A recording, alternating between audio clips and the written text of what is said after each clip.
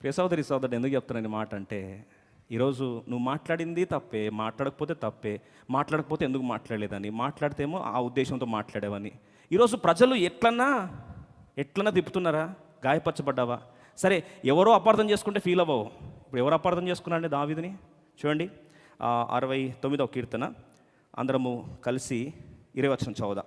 నిందకు నా హృదయం బద్దలాయను, నేను బహుగా కృషించి ఉన్నాను, కరుణించు వారి కొరకు కనిపెట్టుకొంటిని కానీ ఎవరునూ లేకపోయిరి. లాస్ట్ లైన్ అందరం కలిసి చదువుదాం. ఓదార్చు వారి కొరకు కనిపెట్టుకొంటిని కానీ ఎవరునూ, అంటే వాస్తవంగా ఆలోచిస్తే ఓదార్చడానికి ఎవరు ఎందుకు రాలేదు? సమస్య చెప్పమంటారండి, ఈయన చేసుకున్న ప్రపంచమే వీళ్ళు, చేసుకున్న ప్రపంచమైన వారే ఈయనను అపార్థం చేసుకుంటే ఇప్పుడు ఓదార్చడానికి బయట ఎందుకు వస్తారు? రారు. ఈయన అంటాడు, ఓదార్చడానికి ఒక్కరు కూడా నాకు రాలేదు, నా పరిస్థితి అయిపోయింది.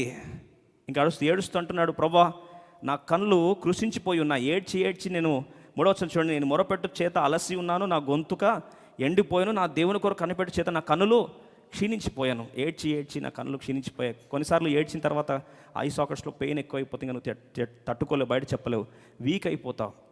ఇంకా అర్థం చేసుకోండి బైబిల్ ఎంత వాస్తవ సత్యమో చూడండి. సైకలాజికల్ పెయిన్ కానీ, ఫిజికల్ పెయిన్ కానీ, స్పిరిచువల్ పెయిన్ కానీ ఎంత బ్యూటిఫుల్గా దేవుడు బైబిల్ రాసి పెట్టాడు. ఒకసారి చూడడానికి ముందుకెళ్దాం. 22వ కీర్తనలో 22వ కీర్తన 14 వచనాన్ని అందరం కలిసి చూద్దాం. Psalm 22:14.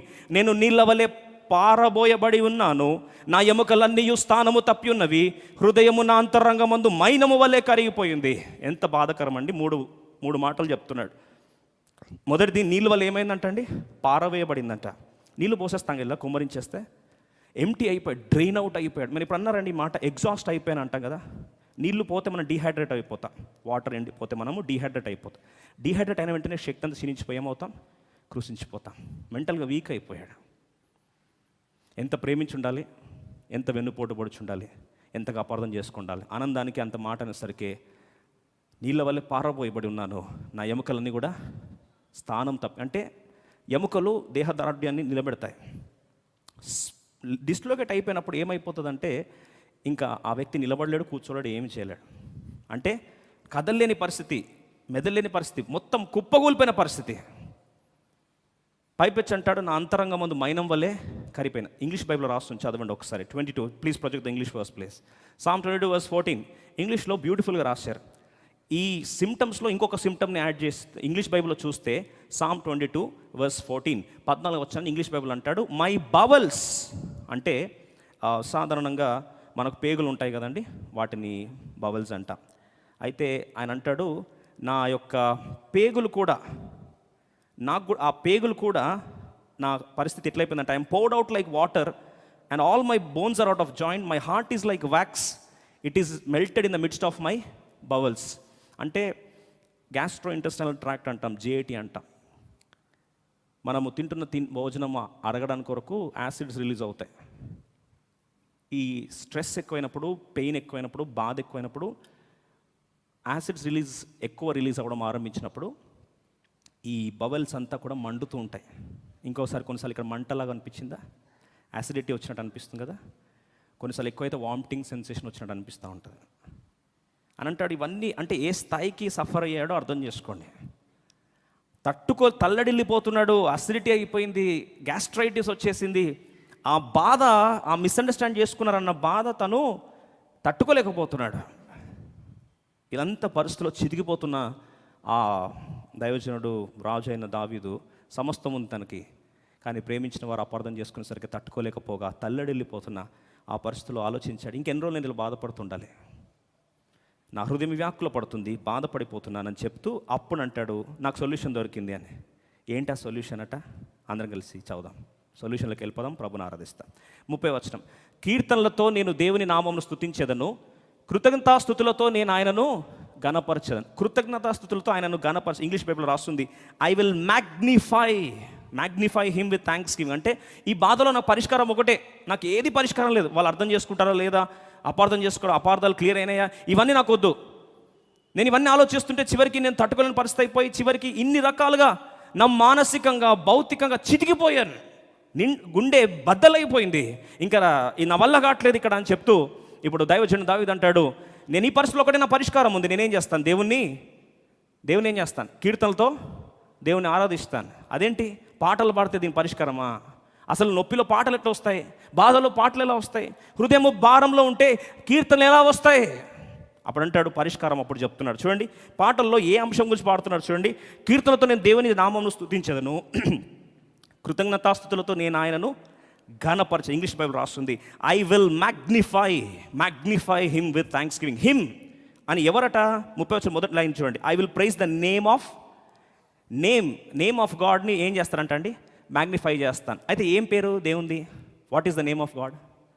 చాలా పేర్లు ఉన్నాయి కదా, ఒక్క పేరు చూస్తాం ఈరోజు. అది కానీ మనం గణపరిస్తే నువ్వరు నేను మిస్అండర్స్టాండ్ చేసుకున్నా, అపార్థం చేసుకుని గాయపరచబడ్డా, నువ్వు ధైర్యంగా దేవుని ఆరాధిస్తావు, నొప్పిలోంచి బయటకు వస్తావు, విడుదల పొందుతావు, ఆరోగ్యాన్ని స్వస్థని ఖచ్చితంగా అనుభవిస్తావు, సమృద్ధైన జీవం నీ సొంతం అవుతుంది. ఏంటి ఆ నామము? 7వ కీర్తన 11వ వచనం, Psalm 7:11. 7వ కీర్తన 11వ వచనం త్వరగా చదవండి. ఇంగ్లీష్ బైబిల్ కూడా ప్రొజెక్ట్ చేయండి, ఇంగ్లీష్ కూడా ప్రొజెక్ట్ చేయండి. 7వ కీర్తన 11వ వచనం 11. అందరు కలిసి చదువుదామండి, అందరు కలిసి చదువుదాం. God judgeth the righteous and God is angry with the wicked every day. మొదటి లైన్ చూడండి, God judges the righteous. ఈ రెండు పదాలని మనం క్లబ్ చేస్తే దేవుడు ఎవరు అంటే హీఈస్ అ రైచియస్ జడ్జ్. బాగా గమనించండి, రైచియస్ జడ్జ్. అర్థం కనుక తెలుగులో నీతిగల న్యాయాధిపతి. ఇది ఆయన పేరు. The name of the lord is righteous judge. న్యాయాధిపతి అనేది కూడా ఆయన పేరు, నీతిగలవాడు అనేది ఆయన పేరు. రెండు క్లబ్ చేస్తే నీతిగల న్యాయాధిపతి అనే వచనం రాస్తుంది. కలర్స్లలో నీతి ప్లస్ న్యాయము రెండు ఏమైనాయి? ముద్దాడుకున్నాయి.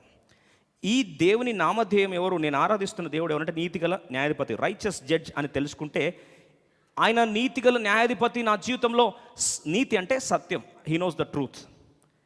నెక్స్ట్ మాట జడ్జింగ్. అందరు నన్ను మిస్జడ్జ్ చేశారు, అందరు నన్ను అపార్థం చేసుకున్నారు, కానీ నా దేవుడు ఎవరు? నన్ను సరిగా అర్థం చేసుకునే దేవుడు. ఇంకో మాటలు చెప్పాలంటే ప్రజలందరూ నన్ను అపార్థం చేసుకున్నా సరే, ఈ నీతిగల న్యాయాధిపతి నన్ను సరైన రీతిలో తూకంలో నన్ను ఏం చేస్తాడు? అర్థం చేసుకున్నాడు. ప్రజలను అపార్థం చేసుకున్నా పర్లే, if people misunderstand me that's fine, but my confidence is that my God whom I'm worshipping right now, his name is righteous judge. అంటే ప్రజలందరూ అపార్థం చేసుకుంటారు నన్ను, కానీ ఈ దేవుడు ఎప్పుడు కూడా నన్ను అపార్థం చేసుకోడు. ఎందుకంటే ఆయన నీతిగల న్యాయాధిపతి. He knows my pain, he knows the truth, he knows what is hidden in my heart. నా హృదయం ముందు ఏమి నిండి ఉందో నా దేవునికి తెలుసు, నా యథార్థత నా దేవునికి తెలుసు. కాబట్టి ఈ సత్యాన్ని బట్టి దేవుని ఏం చేస్తాను? ఆరాధిస్తాను. ఆలోచిస్తే దాన్ని బట్టి మ్యాగ్నిఫై చేస్తానంటే దేవుని నామాన్ని నేను సంపూర్తిగా నా మనసంతా నింపేసుకుంటాను. ఆలోచించండి, మనసంతా దేవుని నీతిగల దేవుడు అని నింపేసుకుంటే ఖాళీ స్థలం ఉంటుందా అండి? గ్లాస్లో వాటర్ మొత్తం నింపేసాం, ఇంక వేరేది పోవడానికి ఉంటుందా? ఇప్పుడు వేరేది పోస్తే ఇది పాతది ఏం కావాలి? వెళ్ళిపోవాలి. Our mental space is very limited, our time is very limited, our resources are very limited. ఈ యొక్క స్పేస్ని దేవుని నామము చేత గణపరుస్తూ వెళ్తే, when we magnify something, others will become minimized. అర్థం కనుక ఎగ్జాంపుల్ చెప్పి ముందుకు వెళ్తాను. ఆలోచించిన ఒక గీత రాసాం అనుకోండి, ఇక్కడ గీత గీసాం. ఆ గీతనే చూస్తే చాలా పెద్దగా కనిపిస్తుంది. దాని పక్కన మనం వెళ్ళి ఇంకొక పొడవాటి గీత దాని పక్కన గీసామనుకోండి, ఇప్పుడు ఆ గీత ఏమవుతుంది చెప్పండి? చిన్నగా అవుతుంది. అప్పుడు మీకు ప్రశ్న రావచ్చు, అంటే ఓ గీత పక్కన పెద్ద గీత గీయాలా అని. పెద్ద గీత అంటే ఏం తెలుసా అండి? దేవుని యొక్క నామమును గణపరుస్తూ, నీతిగల దేవుడు ఆయన, న్యాయాధిపతి, హీజ్ రైచియస్ జడ్జ్ అని ప్రభు నామాన్ని ఎప్పుడైతే మనం గణపరుస్తూ ఆరాధిస్తామో, ఈ పక్కన గీత ఏమవుతుంది? చిన్నగా అయిపోతుంది. ప్రియ సోదరి సోదరుడా, ఎప్పుడైనా ఫ్లైట్లో వెళ్తున్నప్పుడు నువ్వు కిందకి చూస్తే తాజ్మహల్ లాంటిది కానీ, లేకపోతే మన లోదా టవర్స్ కానీ, లేకపోతే ఇంకేదైనా సరే 40-50 టవర్ల బిల్డింగ్ కూడా పైనుంచి ఎలా కనిపిస్తుంది? అంటే హైట్ తగ్గిపోయిందా? చెప్పరేంటండి? హైట్ ఏం తగ్గలేదు, కానీ మనం హైట్ పెరిగినప్పుడు అదేమవుతుంది? స్మాల్ అయిపోతుంది. మనం ఎంతగా దేవుని దగ్గరికి వెళ్తే, ఎంతగా దేవుని నామాన్ని గణపరచడానికి ఇష్టపడితే, ఎంతగా దేవుని నీతిగల న్యాయాధిపతి అయిన ప్రభుని గణపరచడానికి, ఆయనను మ్యాగ్నిఫై చేయడానికి ఇష్టపడతామో, సమస్య అంతా చిన్నగా అయిపోతుంది. ఎందుకొరకు చెప్తున్నాను ఈ మాట అంటే, ఈరోజు చాలామంది చివరికి ఆరోగ్యాలు పాడు చేసుకుంటున్నారు. లైఫ్ టెంపుల్ ఉద్దేశం ఏంటండి? సమృద్ధి అయిన జీవం, లైఫ్ ఇన్ అబండెన్స్.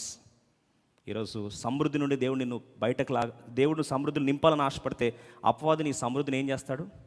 దొంగలిస్తే. ఎందుకంటే మన పేరేం తెలుసా అండి?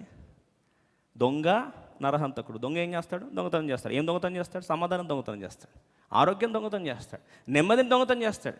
మనస్పర్ధలు తీసుకొచ్చి నేను అపార్థం చేసుకున్నట్లు చిత్రీకరించిన తర్వాత వారి నుంచి దూరం చేసి దేవుని మందిరం నుంచి దూరం చేయాలని ప్రయత్నిస్తాడు. అందుకొరకు మరొకసారి జ్ఞాపకం చేస్తున్నా, ఈరోజు దేవుడు మరొకసారి నేను ఆదరించాలని ఆశపడుతున్నాడు. అందుకొరకే సత్యం ఏంటంటే, నిజంగా నీ పరిస్థితి నుంచి బయటపడాలంటే ఇప్పుడు దావీదు వాటిన సూత్రాన్ని పాటిస్తే ఖచ్చితంగా మిస్అండర్స్టాండింగ్ నుంచి ఏమవుతావు? నువ్వు ఆ పెయిన్ నుంచి ఏమవుతావు? విడుదల పొందుతావు. అప్పుడు దేవుని ఏం చేస్తావు? ఘనపరుస్తావు, ఆయన నామాన్ని మ్యాగ్నిఫై చేస్తావు. నీతిగల న్యాయపతి, ఈజ్ అ రైచస్ జడ్జ్. ఇంకా తిరుగులేదు. ఆ పరిస్థితిలో నువ్వు దేవుని ఆరాధించడం ఆరంభిస్తావు. సమస్య ఏమైపోతుంది? చిన్నగా అయిపోతుంది. నేను ఎవరు అపార్థం చేసుకున్నా సరే, ఈరోజు అపార్థము చేసుకున్న నీవు ఏమవుతావు? ఆరాధికుడు అవుతావు.